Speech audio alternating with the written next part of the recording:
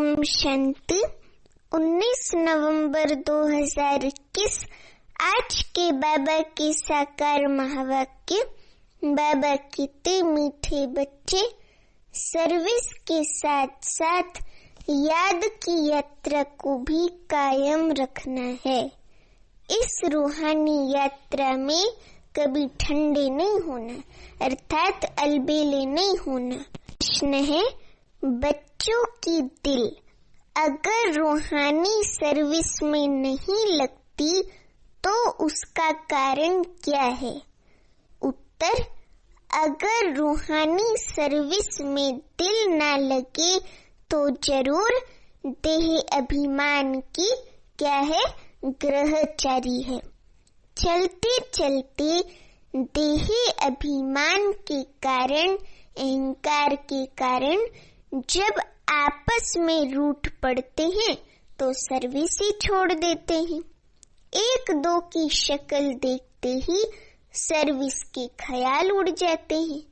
इसलिए बाबा कहते, इस ग्रहचारी से अपने संभाल करो। गीत है, हमारे तीरथ न्यारे हैं, यही धरती के तारे हैं।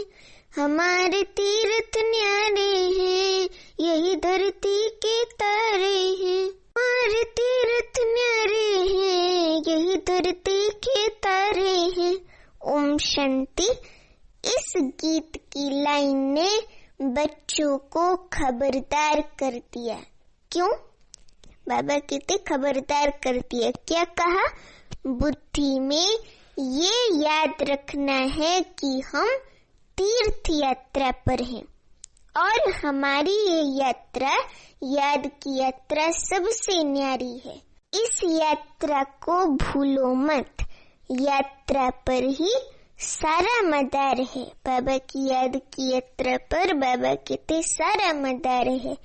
और तो जिस्मानी यात्राओं पर जाकर फिर लौट आते हैं और जन्म जन्मांतर यात्रा करते ही आते हैं। हमारे तीर्थ वे नहीं है। बाबा कहते हमारे तीर्थ वो भक्ति मार्ग के तीर्थ नहीं है। केदारनाथ, बद्रीनाथ, पशुपतिनाथ, ये सब हमारे तीर्थ नहीं है। अमरनाथ में जाकर फिर मृत्यु लोक में चले आना तुम्हारी वह यात्रा नहीं है। और सब मनुष्यों की वह यात्राएं हैं भक्ति मार्ग की। तीर्थ पर जाकर चक्र लगाकर फिर आए पतित बन जाते हैं तो क्या फायदा फिर तीर्थ यात्रा करने का? बाबा कितने किस्म किस्म की यात्राएं हैं ना।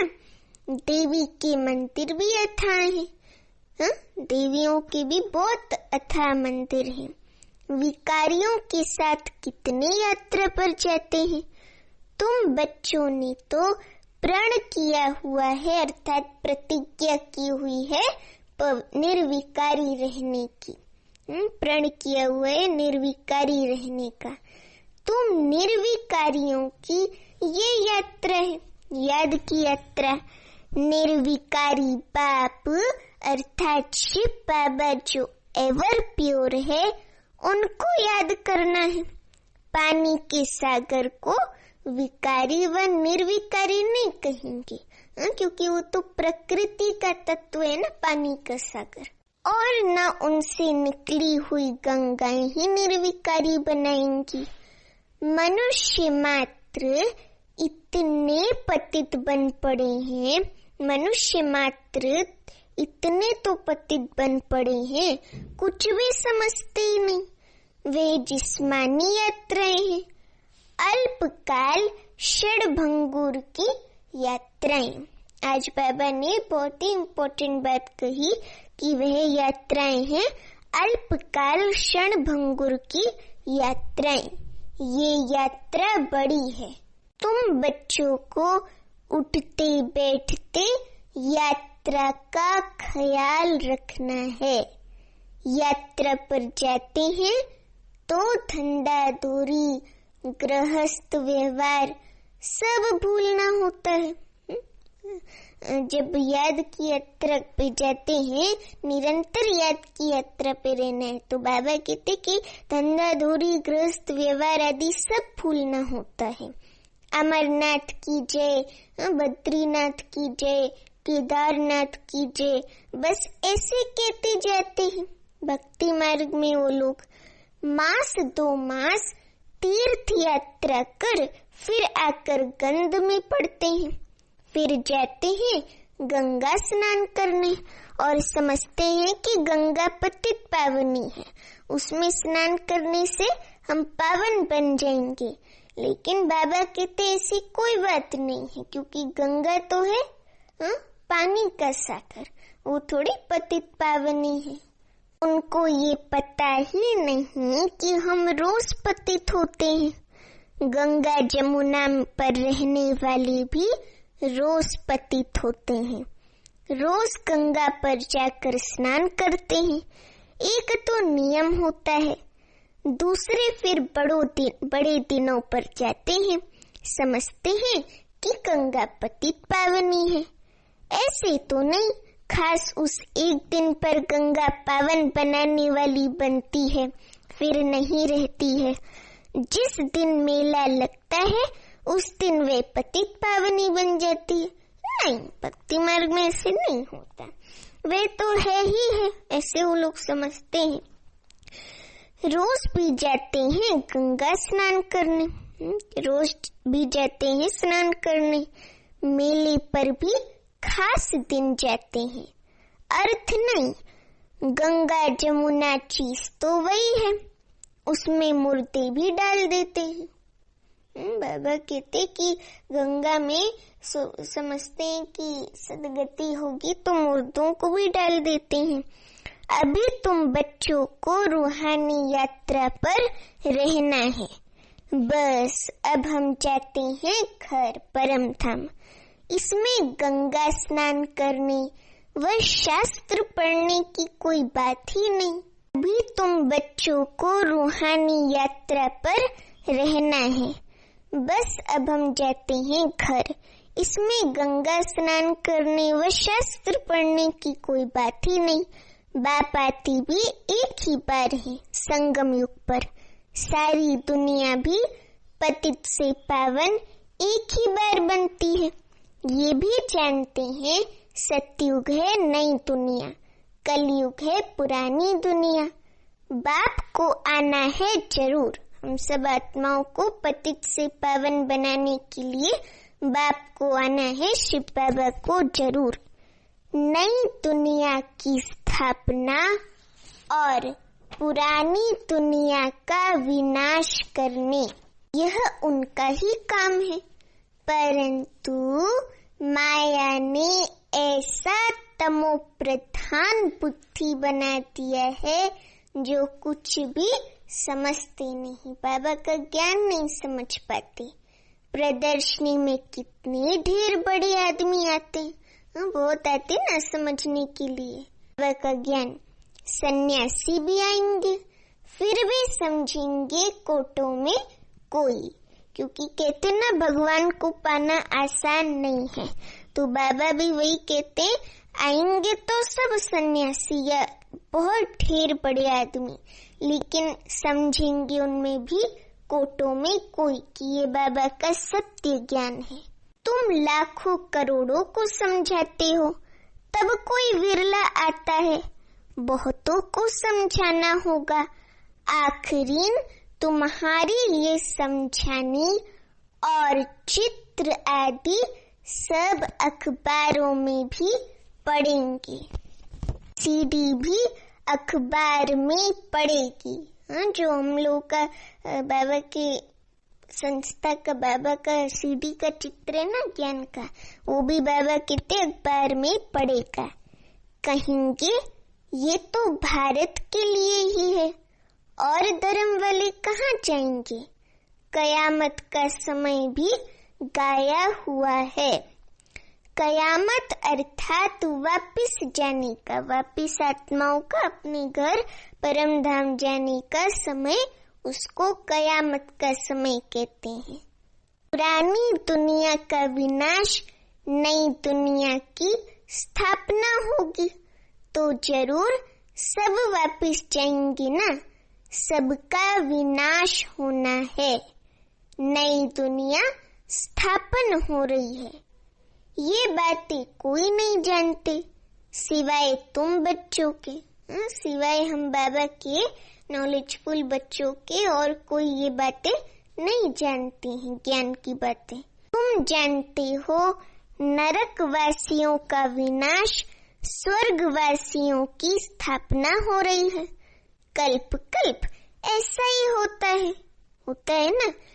अभी जो थोड़ा बहुत टाइम है इसमें भी बहुतों को समझानी मिलती जाएगी, अर्थात बाबा का ज्ञान सब तक पहुंचता जाएगा। मेले होते रहेंगे, सब तरफ से लिखते रहते हैं हम मेला करें, प्रदर्शनी करें, परंतु साथ साथ अपनी याद की यात्रा भी भूलनी नहीं चाहिए। अर्थात बाबा को याद करना, निरंतर बाबा की याद, शिव बाबा की भी भूलनी नहीं चाहिए। बच्चे बिल्कुल ही ठंडे चल रहे हैं, यात्रा ऐसे करते हैं, याद में ऐसे रहते हैं जैसे बूढ़े हों, जैसे ताकत ही नहीं है, कुछ खाया ही नहीं है। बाबा का कितना ख्याल चलता रहता है। बाप है तो बच्चों के लिए ख्याल तो चलेगा ना। तो बाबा कहते बाप का कितना ख्याल चलता रहता है। ख्यालात करते करते नींद ही फिट जाती है। विचार सागर मंथन तो सबको करना चाहिए ना। बच्चे जानते हैं हमको कौन पढ़ाते हैं, बेहद का बाप शिव बाबा पढ़ाते हैं। तो बच्चों को कितना अपार खुशी होनी चाहिए। इस पढ़ाई से हम विश्व के मालिक बनते हैं। कोई कोई की तो चलन ऐसी है, जैसे केकड़े हैं, केकड़ों को बाप देवता बनाते हैं। केकड़ा अर्थात तो क्रैब होता है ना ओशन में, तो बाबा कहते कि कोई कोई की चलन तो ऐसी है जैसे केकड़े हैं, काटने वाले। केकड़ों को बाप देवता बनाते हैं। फिर भी चलन मुश्किल किसकी सुधरती है। इस सीढ़ी के चित्र में बड़ी अच्छी नॉलेज है, परंतु बच्चे इतना काम नहीं करते, यात्रा ही नहीं करते, निरंतर याद में ही नहीं रहते बाबा की। बाप को याद करें तो बुद्धि का ताला भी खुलता जाएगा। बाबा कहते गोल्डन बुद्धि बनती जाएगी, अर्थात सोने के गोल्डन बर्तन जैसी बुद्धि बनती जाए। ऐसा बाबा कहते कि बाप को याद करें तो बुद्धि का ताला भी खुलता जाए और बुद्धि भी गोल्डन बनती जाए। तुम बच्चों की बुद्धि पारस बुद्धि होनी चाहिए। तुम बच्चों की बुद्धि पारस बुद्धि होनी चाहिए। बहुतों का कल्याण करना चाहिए। तुम सतो प्रधान से अब कलयुग में तमो प्रधान बने हो, फिर सतो प्रधान बनना है। बाप कहते हैं मुझे याद करो। कृष्ण को भगवान नहीं कहा जा सकता, क्योंकि कृष्ण सतयुग का प्रिंस है और वो सतयुग में सब सुख सुविधाओं से आराम से रहता है। उसको कलयुग में आकर फिर से मनुष्य आत्माओं की सदगति करने की जरूरत नहीं है। और वो निराकार तो है नहीं, उसने भी तो अपने तन का आधार लिए ना कृष्ण नाम की, कृष्ण की आत्मा ने। इसलिए कृष्ण को भगवान नहीं कहा जा सकता, उनको तो कहते हैं सांवरा श्याम। बाप ने सांवरे की आत्मा को बैठ फिर समझाया है।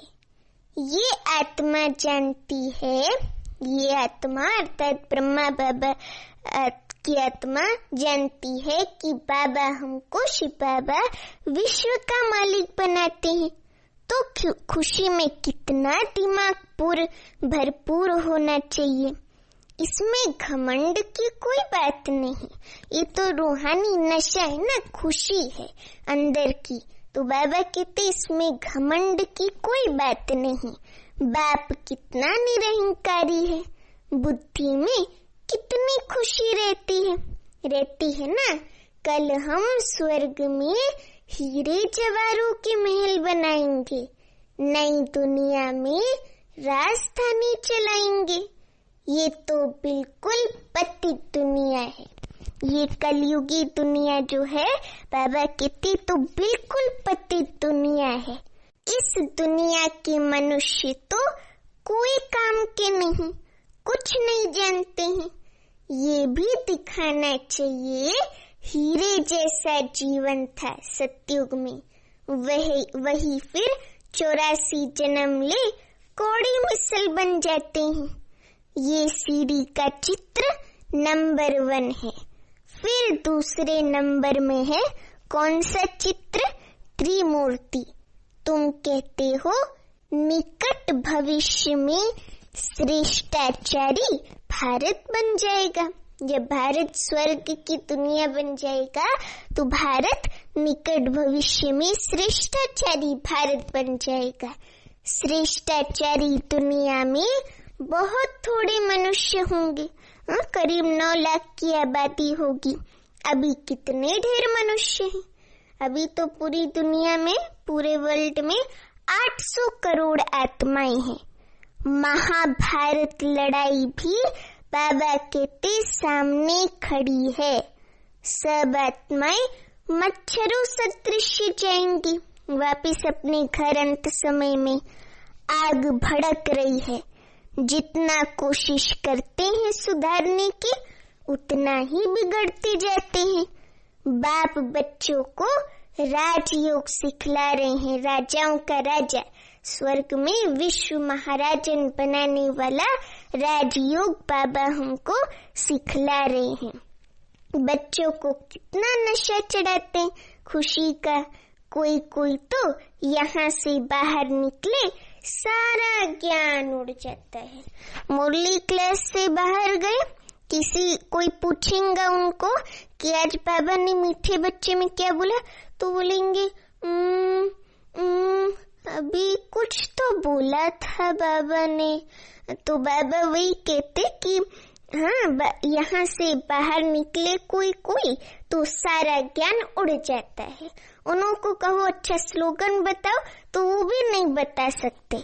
स्मृति कुछ भी रहती नहीं मुरली की। नहीं तो शौक हो कि जाकर सर्विस करें। बाप भी गुण देख सर्विस पर भेजेंगे ना कि इस बच्चे की विशेषता क्या है। वो देखकर बाबा कहते सर्विस पर भेजेंगे ना, इसमें बड़े हर्षित रहेंगे। सर्विस में खुशी का पारा चढ़ेगा। अच्छे पुराने बच्चे आपस में रूठ पड़ते थोड़ी बात में।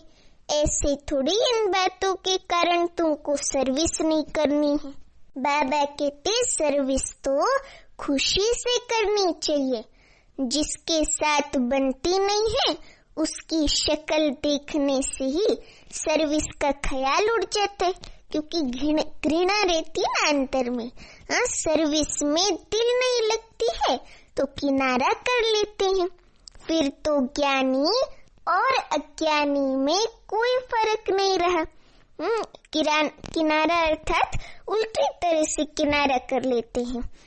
कोई कहता है कि वो देखो सामने से आ रहा है तो कहेंगे हाँ ठीक है ना, क्या करना है, उसका मुंह देखने से तो मेरा दिन ही खराब हो जाता है। तो बाबा कहते इसे किनारा कर लेते हैं।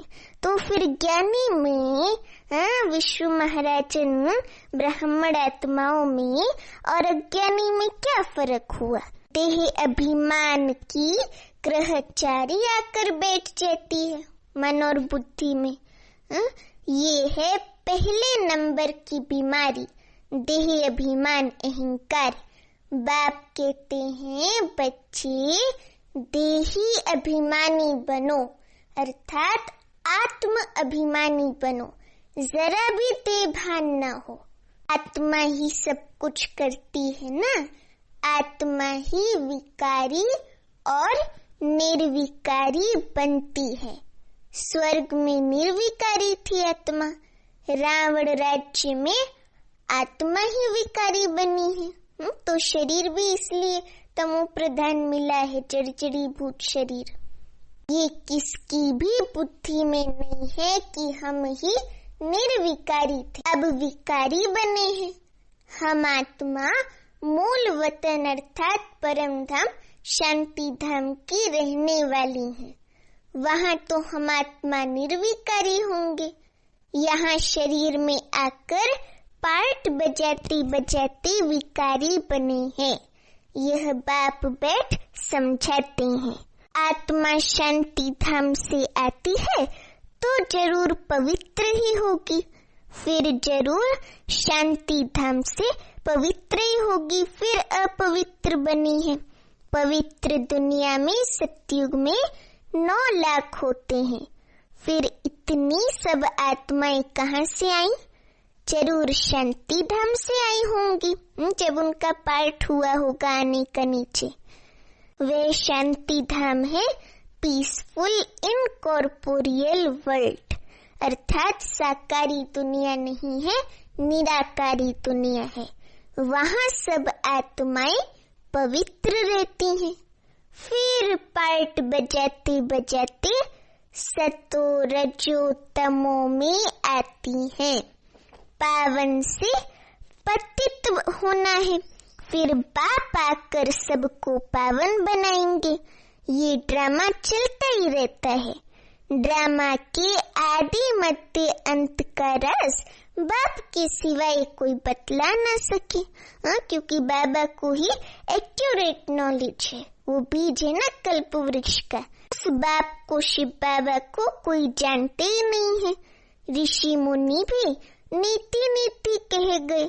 हम भगवान को और उनकी रचना को नहीं जानते हैं। फिर कहते भी हैं कि गॉड फादर इज नॉलेजफुल।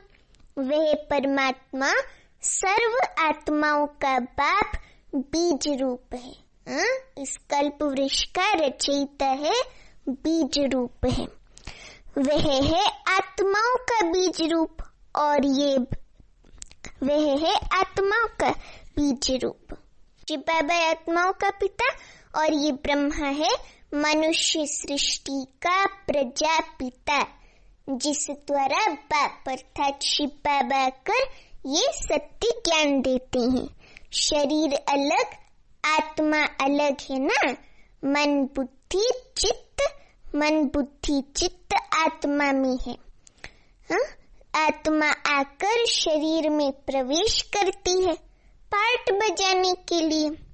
तुम जानते हो कोई शरीर छोड़ते हैं तो जाकर दूसरा पार्ट बजाएंगे। इसमें रोने से क्या होगा? बाबा कहते कोई शरीर छोड़ता है तो उस आत्मा को दूसरे जगह जाकर पार्ट बजाना है। तो बाबा कहते इसमें रोने से क्या होगा? या सो गया, फिर थोड़ी आकर हमारा मामा चाचा बनेगा। रोने से क्या फायदा? तुम्हारी मम्मा गई ड्रामानुसार पार्ट बजा रही है। बाबा रोज मातेश्वरी मम्मा के बारे में कोई ना कोई बात बताती। आज भी बाबा ने कहा कि तुम्हारी मम्मा गई ड्रामानुसार पार्ट बजा रही है। ऐसे बहुत जाते हैं, कोई कहाँ जाए जन्म लेते हैं। ये समझ में आता है जैसा जैसा आज्ञाकारी बच्चा होगा उतना जरूर अच्छे घर में जन्म लेगा, अर्थात अच्छे कर्म करेगा, सबको सुख देगा, तो उतना जरूर अच्छे घर में अच्छा जन्म लेगा, लिया होगा। यहाँ के जाएंगे ही अच्छे घर में। नंबरवार तो होते हैं ना, जैसा जो कर्म करते हैं ऐसे घर में जाते हैं। पिछाड़ी में तुम जाकर राजाई घर में जन्म लेते हो। सतयुग में कौन राजाओं के पास जाएंगे वह खुद समझ सकते हैं ना। फिर भी देवी संस्कार तो ले जाते हैं ना सतयुग में। इसमें बड़ी विशाल बुद्धि से विचार सागर मंथन करना होता है। बाप ज्ञान का सागर है तो बच्चों को भी ज्ञान का सागर बनना है। मास्टर ज्ञान का सागर बनना है। नंबरवार तो होते ही हैं। समझा जाता है आगे चल उन्नति होती जाएगी। समझा जाता है आगे चल उन्नति होती जाएगी।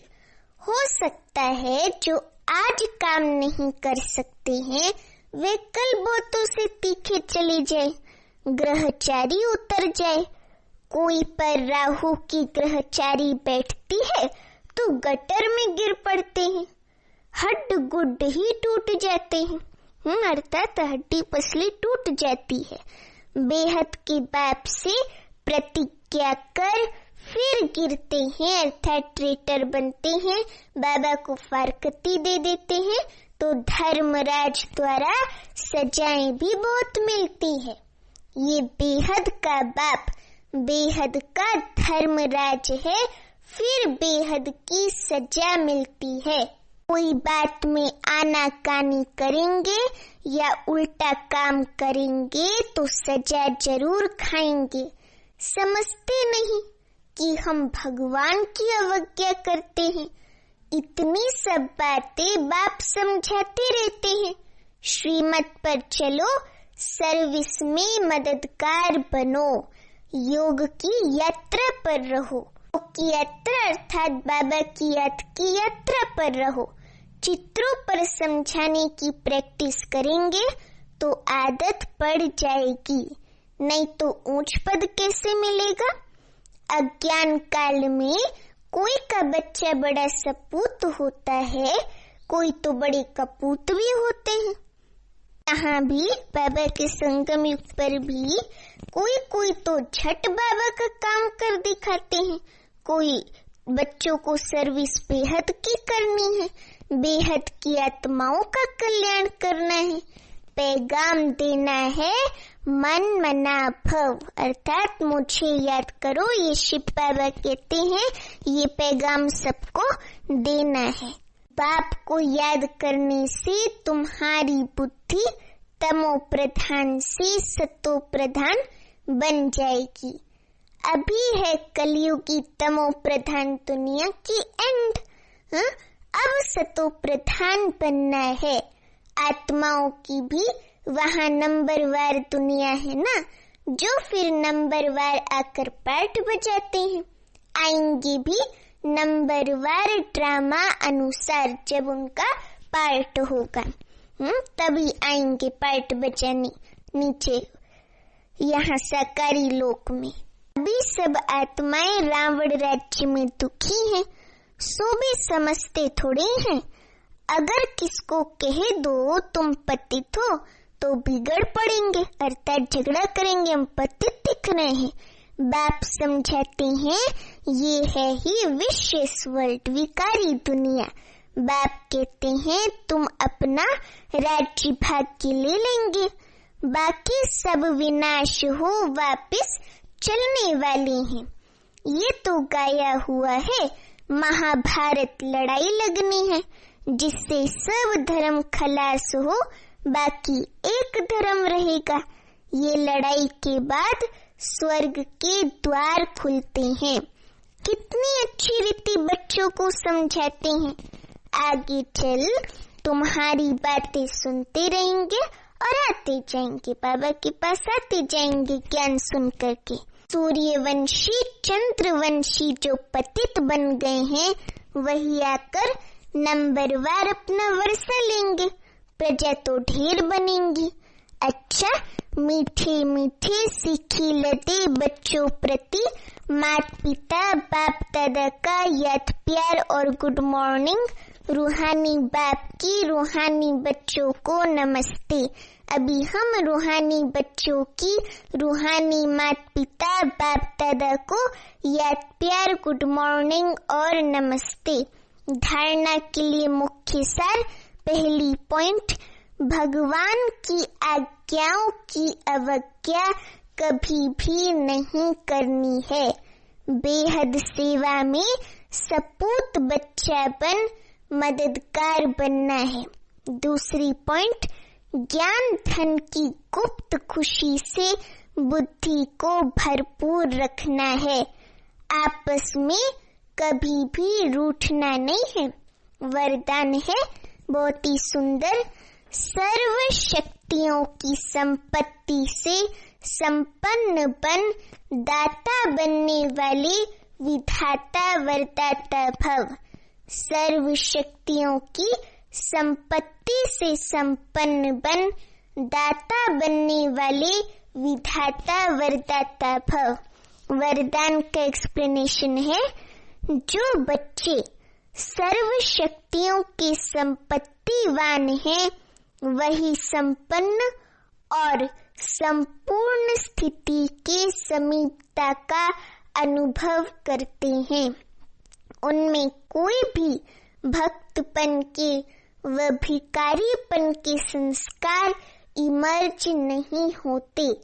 बाप की मदद चाहिए, आशीर्वाद चाहिए, सहयोग चाहिए, शक्ति चाहिए, ये चाहिए शब्द दाता विधाता वरदाता बच्चों के आगे शोभता ही नहीं।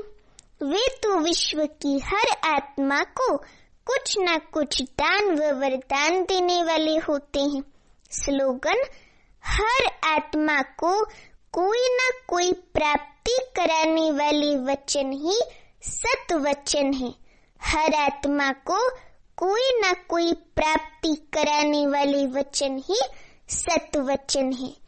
अच्छा, ओम शांति।